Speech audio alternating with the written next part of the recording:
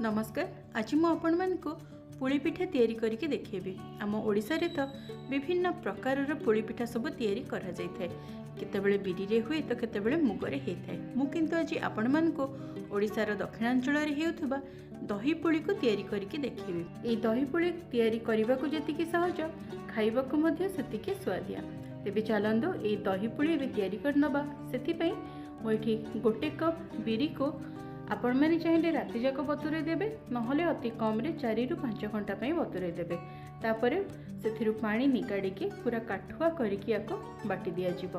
भोग पई पुली करथुवा समय इथरे लूण पड़ेनी। आपण माने घरे एमिति करूथिले सेथिरे लूण मध्य पकई परिबे। तापरे आमे बिरी को भलो भाबरे फेंटी दबा बा फेणई दबा। जिते भलो भाबरे आमे बिरी को फेणईबा सेही हिसाब रे हमर पुली मध्य सेतिकी नरम हबो। तापरे एबे आमे पुली गुडी को भाजीबा पई गोटे पैन को गरम करके सेथिरे किछि घियो दे देली। आपण घरे करूथिले घियो बदल रे तेल रे मध्य करि परिबे। तापरे आमे जो बिरी को फेणई की रखिथिलो सेथिरु अल्प अल्प नै कि एई भली भाबरे बडा आकारर छोट छोट पुली गुडी को मो भाजी नउचे। चुलीर आंच को लो रु मीडियम फ्लेम रे रखिकी गोटे पाख रंग बदली गला परे ताको आमे उल्टै दबा। आर पाख मध्य एई भली भाबरे सुनेली रंग हैला पर्यंत पुली गुडी को भल भाबरे भाजी नबा। आपण माने देखि पारुथिबे दुई पाख पूरा भल भाबरे सुनेली रंग हे जाइछि। एबे आमे याको काढी के बाकी थिबा बिरी गुरे मध्य पुली गुडी को तैयारी करनबा। मो एतिकी सब पुली तैयारी करि दैछि। पुली हैला परे गोटे जागा रे एठी आधा कप बसा दही को नैछि। आपण माने चाहिले घोळ दही मध्य नै परिबे। तापरे एथिरे किछि लूण को दबा जेतिकी दरकार से हिसाब रे देकी प्रथमे दही एवं लूण को पूरा भल भाबरे मिसै दबा। लूण आउ दही मिसी गला परे आमर ये दही पुली पाई दहीटा बेस पानिया दरकार। सेथिपई मो एठी 2 रु 3 कप पानी को देकी याको पुणी आउथरे भल भाबरे मिसै दबा। दही को बहलिया करिले पुली रे सेटा भल भाबरे भेदिबनी।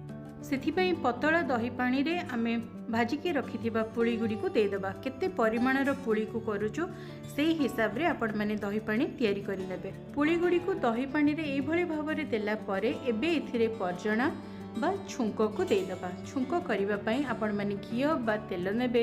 सेथिरे जीरा एवं भृसंग पत्रर छुंको को किछि समय पई फुटै देला परे आमे जे पुली को दही पानी रे भेदै के रखिथिलो सेथिरे दे दबा। तापरे याको घोड़ै के किछि समय पई रखि दबा जेमिति कि पुली गुडी को दही पानी रे पूरा भल भाबरे भेदी जिवो। किछि समय परे एटा देखंतु मु देखैछि पुली गुडी को दही रे पूरा भल भाबरे भेदी जाइछि। एई भली भाबरे ओडिसा रो दक्षिणांचल रे माँ लक्ष्मी पाखरे दही पुली भोग लगी करा जाय थाए।